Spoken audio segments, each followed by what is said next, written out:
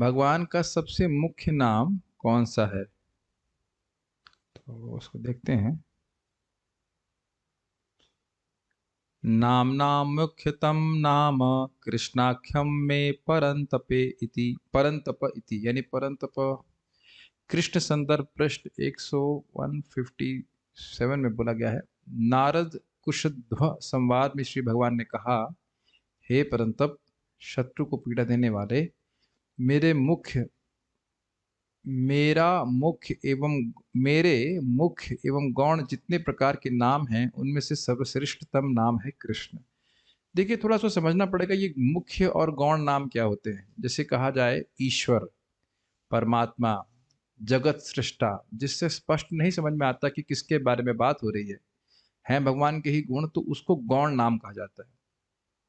और विष्णु या और भी नाम भगवान जिसमें एकदम क्लियर समझ में आ रहा है कि किसकी बात कर रहे हैं, वो भगवान के मुख्य नाम है। तो उसमें प्रमुख नाम भगवान श्री कृष्ण का, जैसे आप पहले सुन चुके हैं, भगवान विष्णु के 1000 नाम के बराबर भगवान राम का एक नाम है।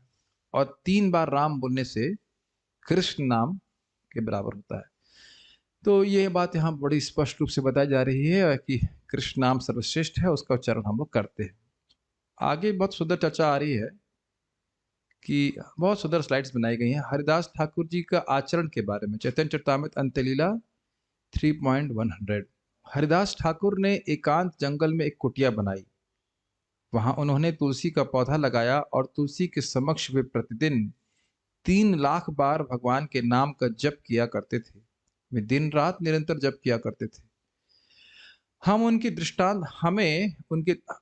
दृष्टांत का पालन नित्य प्रति 16 माला हरे कृष्ण महामंत्र का जप करके तथा तुलसी के पौधे को आदर प्रदान करके कर सकते हैं।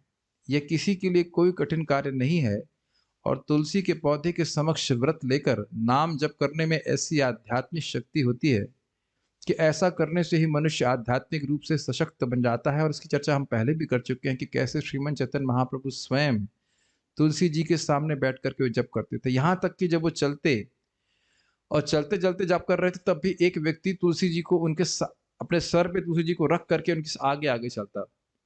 और महाप्रभु का शब्द है कि जैसे एक मछली पानी के बिना नहीं रह सकती, ऐसे मैं तुलसी जी के दर्शन के बिना नहीं रह सकता। तो समझ सकते हैं कि तुलसी जी कितनी प्रिय हैं।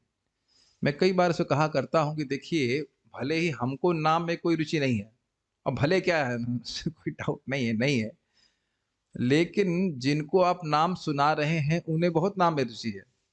तो हरे तुलसी जी हरे कृष्ण मंत्र श्रवण करती हैं, वो बहुत प्रसन्न हो जाती हैं और उनका आशीर्वाद हमको प्राप्त होता है। तो ये एक बहुत विशेष रूप से बहुत ही सरल तरीका है भगवान के आध्यात्मिक कृपा को प्राप्त करने का। देखिए, आध्यात्मिक शक्ति का मतलब क्या है? We become more and more detach from matter. भोग से अत्यधिक हम विरक्त होते चले जाएं और भगवान में आसक्त होते चले जाएं। ये बहुत महत्वपूर्ण बात है। आप भी जब देखिए ना, किसी नए व्यक्ति को देखते हैं हरे कृष्ण मंत्र जप करते हुए, तो कितना प्रसन्न हो जाते हैं। बिल्कुल नया व्यक्ति है, लेकिन आप जान रहे हैं नाम की महिमा, तो इसलिए प्रसन्न होते हैं। अब तुलसी जी कितना प्रसन्न होती हैं नाम जब नाम इत्यादि श्रवण करके, उसकी तो हम कल्पना नहीं कर सकते। तो ये हम लोग पहले भी चर्चा कर चुके हैं कि यमराज जी से केवल गुस्से में नारायण बोल दिया था उनके यमदूतों ने, तो वो बहुत प्रसन्न हो गए थे अपने स्वामी का स्मरण करके। तो उसी प्रकार से तुलसी जी अत्यंत प्रसन्न होती हैं जब कोई व्यक्ति भगवान का नाम उच्चारण करता है, तो उनके सामने बैठ के करने से हमको आध्यात्मिक शक्ति प्राप्त होती है। इसलिए हम प्रभुपाद जी कह रहे हैं, प्रभुपाद जी हरे कृष्ण आंदोलन के सदस्यों से अनुरोध करते हैं कि वे हरिदास ठाकुर के दृष्टांत का दृढ़ता से पालन करें।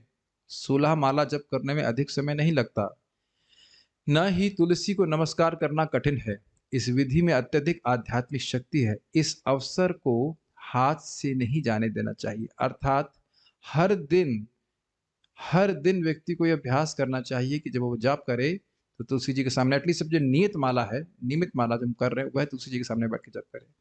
तो बहुत सुंदर मंत्र हमको दिया ही गया है और तुलसी जी की व्यवस्था सभी घर में होती भी है। तो इस तरह से करेंगे तो निश्चित रूप से हमें आध्यात्मिक शक्ति प्राप्त होगी। कितना अमेजिंग है ना। कई बार लोग प्रश्न करते रहते हैं, प्रभु जी, महाराज जी, how how how is very clear. You chant Hare Krishna before Tulsi Devi and chant Hare Krishna, not Kish Kish Nish Nish Mish Mish. Actually chant Hare Krishna, then you get all the potencies. सारी शक्ति प्राप्त हो जाएगी और पता भी नहीं चलेगा किस प्रकार से, मतलब मालूम नहीं चलेगा कि, लेकिन आप देखेंगे कैसे हम भौतिक जगत से निरासक्त होते चले जाते हैं। तो चीज़ें दिखती नहीं है तुरंत, इसलिए व्यक्ति अश्रद्धा करता है, लेकिन जैसे शास्त्र का प्रमाण है यहाँ पे देखना चाहिए। तुलसी जी के सामने बैठ के चाहे आप भागवत पढ़ रहे हैं, चाहे आप जप कर रहे हैं, कुछ भी कर रहे हैं भगवान की भक्ति के संबंध में, वो बहुत अधिक लाभ देने वाला होता है। ओके, हरे कृष्णा।